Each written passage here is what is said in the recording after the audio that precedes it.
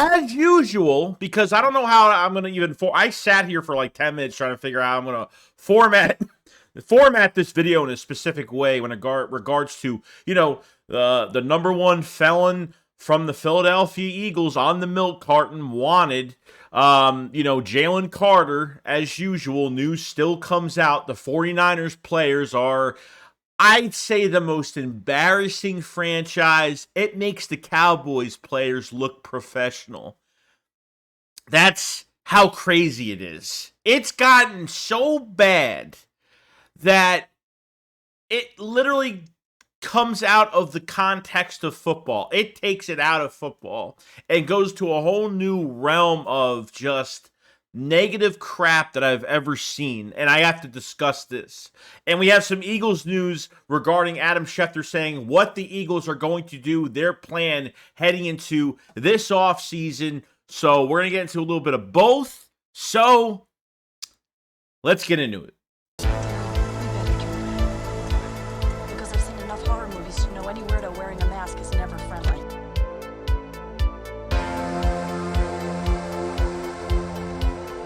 Yeah, what's going on, guys? I hope everyone's having a fantastic day today. So I want to get this off my chest. I want to just make this so it's done with, because I don't make videos like this at all regarding like when it's this serious, when it comes to, this is more than football. This is like emotional shit for people. And the number one guy that's on the milk carton, the number one felon of the Philadelphia Eagles that everybody likes to target is Jalen Carter, as usual. Okay.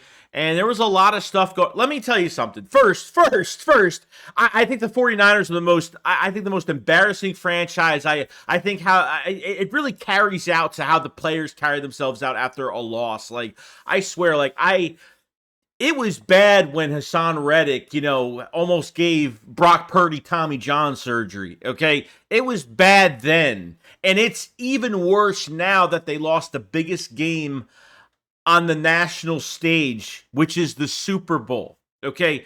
Not even that, okay? It's gotten so bad that the excuses, they didn't know the overtime rules. The players didn't know the overtime rules. I mean, you had I love seeing Brandon Ayuk pissed off, they're quiet, they're pouty, they're acting like little boys. It's so cool. It's so much fun to watch. Ayuk's girlfriend and family members are talking I'm never going to the stadium again. It's just so sad. It's so sad between John Lynch, Shanahan, the excuses that are coming out of this team's ass, and then the family members are going on. The Eagles lost the Super Bowl in 22, and I saw none of this shit. The Eagles, all they talked about for maybe a fucking day or two was the field being fucking slippery. Other than that, that's pretty much it. That is all that has happened. This team loses a game, especially the biggest game of the year. Oh my God, It's almost like a soap opera. It's like I'm watching a fucking reality show half the time. And it's just man, are these men playing football? I gotta question it at some point. Seriously, it makes it so much sweeter that all this is happening. But what's taken out of context, what I'm going to talk to about now, is Jalen Carter, and apparently some news came out. Now, it all started with Jonathan Felicano. He's an offensive lineman for the 49ers, another bitch that just can't keep his mouth shut. So after they lose the game, right, he goes on Twitter and literally throws one of his other guys under the bus that apparently somebody mistaken him for missing a block in the game. So he went online and stated that, it wasn't me that did it. It was my teammate that did it. That's not my block. And then the guy that he was talking crap to goes on Twitter and says, I opened the app and I've seen this talked about me. And Jonathan pretty much says, oh, I'm sorry, bro. I was hungover. I was acting like a little bitch or something like that. And then all of a sudden, after this came out, not only they're complaining, but these players are these 49ers players, they're throwing each other under the bus. I mean, this is crazy. I mean, it's crazy. I mean, this should be on television. That's how entertaining this shit is. Okay. Then all of a sudden, this other news came out by Jonathan Falcano and talked about how Jalen Carter, I guess, threatened his kids or something while they were on the field when the Eagles played the 49ers. Now, remember when Jalen Carter was really emotional at the end during the game, or by the end of the game, you saw him crying on the sideline, where there was more information that came out on that, and it didn't look great, guys. It didn't. The news didn't look great. And I know Jalen Carter said something on Twitter, and said that Jalen Carter was emotionally just torn up during that game because Jonathan said and talked about that he was a murderer. I mean, this piece of shit. I mean, there's taunting, there's talking shit during football games. Like, I get it, dude. Like, I get talking shit. I get that's what guys do, and that's perfectly fine. But when it comes to, like, you're calling somebody a murderer, where, like, Wilcox, the other driver, when, both, Jalen Carter was, drag racing, the opposite driver in the other car ended up dying. And it was horrible. And that was and the Eagles took a chance on him, and Jalen Carter has a really good support system here. And this scumbag is trying to say that he was baited, that Jalen Carter started talking about his kids or something like that. And that is a bunch of bullshit. Why these remember that player that came to the link and talked shit to the fan, remember? And he lied about the whole entire thing. This is almost the same exact bullshit. But this goes to a whole different level now, where because, you just lose the Super Bowl, right? He loses the Super Bowl, goes on Twitter. I mean, why is all this coming out now? All of a sudden, he's got no context. You can't prove it, but why would Jalen Carter even say that about Jonathan's kids? Seriously. Jonathan said some screwed up crap to him on the field, and, that's why Jalen Carter was upset, which I completely understand. There is a trigger in your brain that gets you upset about certain things that remind you of other things. And trust me, that was probably one of the worst moments of his life. 100%. Probably the top moment of his life. That was the worst that could have ever happened, especially to a teammate and a friend that passed away. And yes, both of them were being knuckleheads drag racing. I get it. Okay? But for a player to bring that up just to, like, bait somebody, or just to talk, or just in another language to talk shit during a football game, calling Jalen Carter a murderer, is one of the most, like, disgusting, like, I'd punch that guy in his fat fucking mouth. Like, literally. Like, it pisses me off so much. And then Jalen Carter went on Twitter and kind of answered back, and just kind of explained to everybody, whatever happened. Whatever the fans are going to believe is what the fans are going to believe, whether it's the 49er fans, the Eagle fans, whatever the case may be. But I know for a fact that Jalen Carter would never, ever, ever do this. Okay? Now, I see some 49er fans that kind of act like, oh, they would never say that. I mean, look at how many of these guys, all these guys talk shit. Every one of them. And this guy I've never even heard of. I don't even know who this guy is. He's an offensive lineman for the Niners. I don't even know who this guy is. The first, I don't even know who he is. But to bait somebody like that, and you're already kicking the Eagles' ass in the game, and then you have to say that to somebody, like, something really fucking, like, disastrous that's happened to you in your life, and somebody that's, everybody knows about it around the league. Everybody knows what Jalen Carter's been through. I get it, and the stupid things that he did as well. But then to bring it up on the field is just, man, I can't even. I'm surprised Jalen Carter didn't fist fight him, really, if that was the case. You're already losing a football game. You're getting your ass kicked, mentally, physically, everything. And then that happens, and Jalen Carter is that upset. So people were saying, man, guys are crying on the field. Like, what's going on, man? What's going on with the mentality of this team? So that guy is a scumbag, and, the rest of them are scumbags, and I'm actually really glad we don't face this team next year, to be honest with you. We will in the playoffs, but I'm just glad, like, during the season, like, that, like, they're a whole bunch of scumbags. I'm sorry, but it makes the Cowboy, it makes Micah Parsons and what he says on his podcast look, I mean, seriously, like, this team, I've never seen a GM to a head coach to players to family members of the players talk so much shit and complain and excuse and excuse. I can't even explain it. I've never seen this with a team before in my life. Never, ever, ever. They have a choke artist head coach, a quarterback that a window's gonna be closing within a couple years because Brock Purdy's gonna get paid.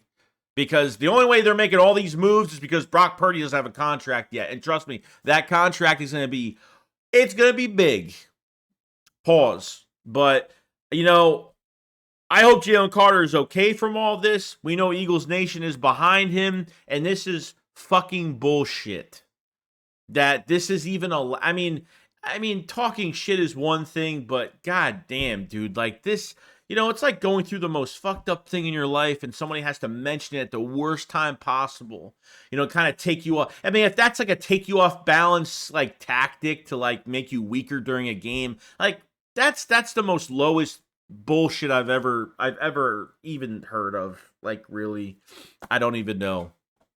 I really don't know. I can't even format this video the right way because I can't word it correctly because it just, like, disgusts me. Like, if anybody said that to me, like, if he punched the guy in the mouth and got suspended, like, I wouldn't even care. I wouldn't even care. If, like, Jalen Carter beat the ever-living crap out of him on the field, I would say, good for you. He fucking deserved it. And you know what? He didn't, So, it's messed up. We get a lot of entertainment by seeing the 49ers, their fans cry, their players crying, their family members, their GM, their head coach. I mean, down the line, it's great watching that. But when you hear shit like this, it's really bad. Why would John Feliciano, whatever his fucking name is, okay? Why would he even, you lose the Super Bowl and all of a sudden all this news comes out, like, all of a sudden. And then I don't know if he just wanted to target him or, I mean, I don't believe any of it. I think it's a bunch of bullshit because if he won the Super Bowl, he wouldn't have even talked about any of this. Okay, this Jonathan Feliciano would have something else would have happened by now. Okay, so why mention it? He was literally throwing his own player under the bus, and then talks about and then says he was baited by Jalen Carter during a game about his kids. Bullshit is all I have to say about that situation. So, we'll see, but it's crazy. It's a crazy world out there. Social media is ruining so much. I don't know, but that's what it is right now. And it's really messed up. So that's all I gotta say about that. Now on to actual football news for the Philadelphia Eagles. Now, interesting, there was some things said by Adam Schefter, not the HaasonReddick stuff. We kind of already been through that already, but now we're starting to go into the actual offseason where the season of the 2023 season is over with. Now we're into 2024, and a lot of news rolling out by Adam Schefter on the Eagles and what the Eagles are going to do, hearing some things behind the scenes as of right now, that the Eagles are going to lean on a lot of the younger players that they've been drafting the last few years. And you're talking about Jordan Davis, you're talking about Jalen Carter. Nakobe Dean is a big question mark because he looks very injury prone right now, and linebacker is one of the biggest needs for the Philadelphia Eagles. I don't know, maybe they like Reed Blankenship a lot, but this is Vic Fangio's defense. Obviously, Kellen Moore in the offense, a couple holes there. Is Kelsey retiring? Relying on the younger guys or relying on the guys they've drafted the last few years, and I think Devontae Smith will get his extension, but I think when they say this, they're talking about the defense a lot more when it comes to Jalen Carter and Jordan Davis and some of these other guys. You know what I mean? So I think they're going to build off of that There'll be a lot going on. And then there was other news that the Eagles aren't looking at themselves in a rebuild. It's more of a retooling period. So it says, so Adam Schefter said, I don't think it's going to be a complete makeover, but I do think they're going to have to give these coordinators some of what they need. And that's 100%. I hope these coordinators have full control over who they get, because Vic Fangio has got a top order right now when it comes to this defense, okay? He needs the right players for the 3-4 scheme. If Josh Sweat can't handle being an outside linebacker to a defensive end, whatever the case may be, because your ends are outside linebackers at this point, and how to use these guys. That's what sucks about it, because, I don't know if Josh Sweat is capable in coverage. HaasonReddick has done it in his career, but you got to make sure if you bring HaasonReddick back, you pay him that money or pay him whatever. If he does decide to come back, then they have to use them the right way and make all these players successful. Put these players in the right positions to win these football games. Don't set these players up to fail. Okay, I feel like there's gonna be not a rehaul, but I feel like there's gonna be some different talent on this team that's gonna fit Vic Fangio and what he wants to do. And especially even on the offensive side. The offensive side of the ball, I'm not even worried about too much, because it barely needs anything but offensive line depth if Kelsey's retiring. And obviously, a running back that fits what Kellen Moore wants to do, because obviously Kenneth Gainwell is not a natural pass catcher, dual threat. Definitely not that. So we'll put the offense on the side. But defensively, yeah. I mean, that Reddick money can go towards a lot more, and that's why I agree on both sides on why the Eagles would trade him and try to get compensation and draft another high priority target in the draft. You know what I mean? Use that money, this $16 million, just, or whatever, 11 to 16. I don't know what it is on a trade.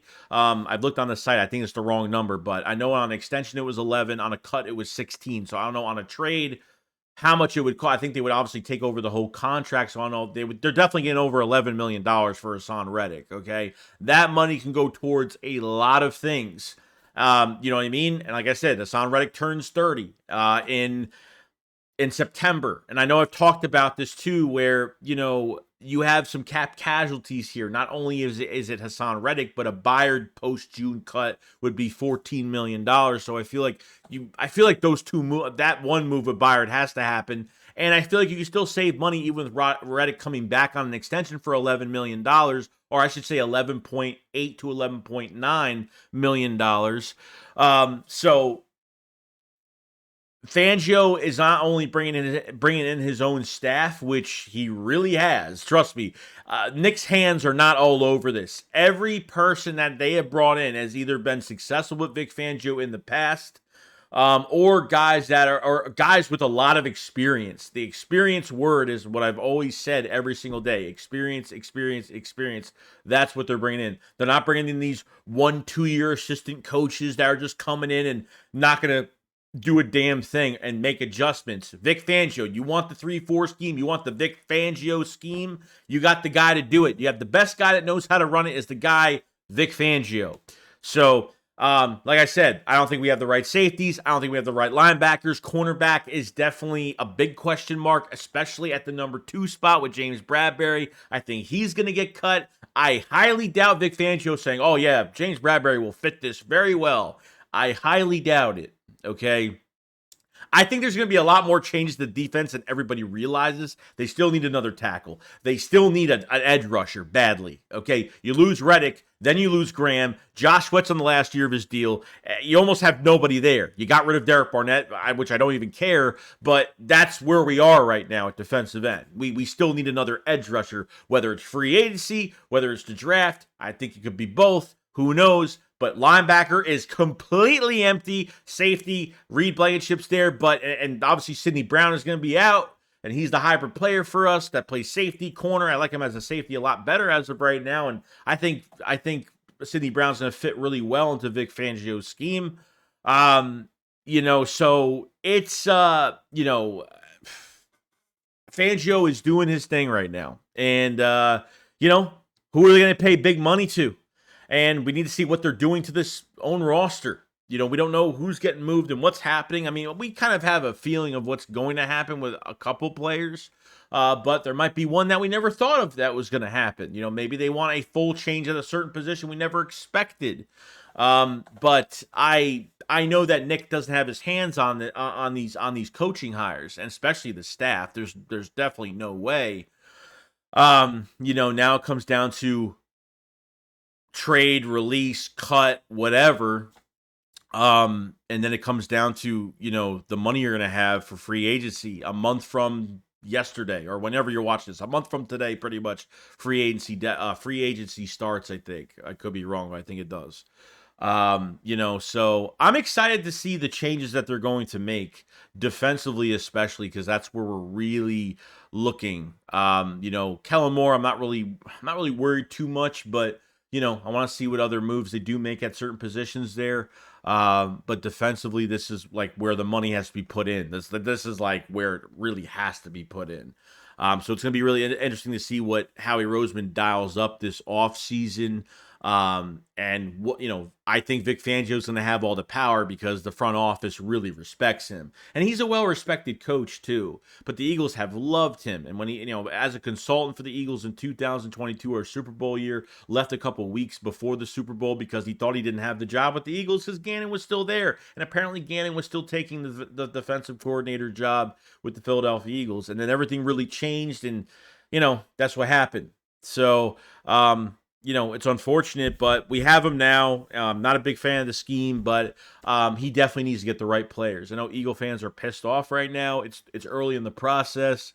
So it's a good sign that Schefter is saying that, the coordinators are going to get, that the front office, Howie Roseman, Jeffrey Lurie, they're going to give the coordinators what they need for them to be successful as coordinators, to run a defense, to run an offense. And that's a really good sign. I really like how they said that, and very happy about it. So, other than that, guys, that's pretty much it. We've talked about, all the stuff with Jalen Carter. Let me know what you guys think. And, the future of what this offseason upholds for the Philadelphia Eagles. I'm pretty excited. So, I will see you guys on the next one. Make sure you like the video. Make sure you subscribe to the channel for more Eagles news every single day. Sorry for my rants and cursing so much, but I'm sorry I couldn't help it. Things like this pisses me off a lot. So, you guys enjoy the rest of it. See you guys on the next one. Shakes, what up? Follow us. Peace out, guys. Peace.